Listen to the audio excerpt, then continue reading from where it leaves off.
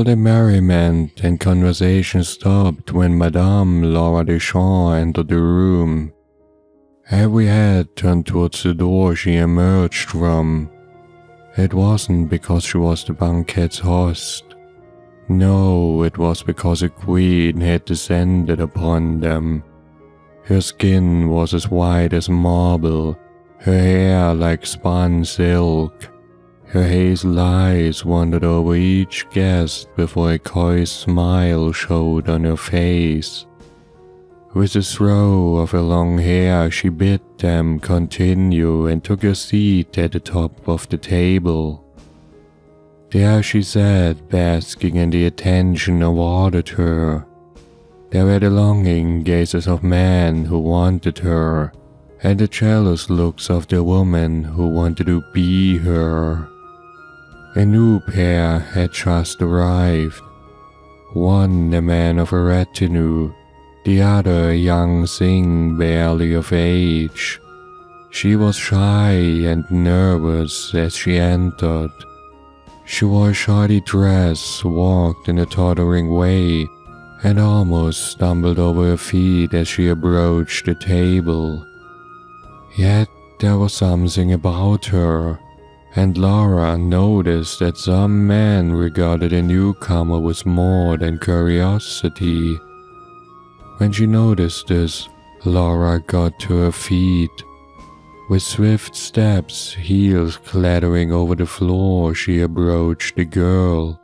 Standing in front of her, she stood down with the most condescending of smiles. "And who might you be?" Laura asked in a warm, kind voice. "Janet, Mr. Shaw," the girl mumbled, eyes downcast. Laura's eyes wandered over Janet's body and eventually came to rest. Not on her shapely body, not on her eyes, her hair, or her face. They came to rest on the girl's hands. Jealousy rose and a crude smile distorted her face. Those hands, Laura thought, they were the most beautiful, delicate hands she'd ever seen.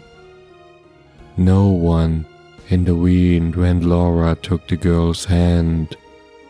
Laura smiled at her sweetly.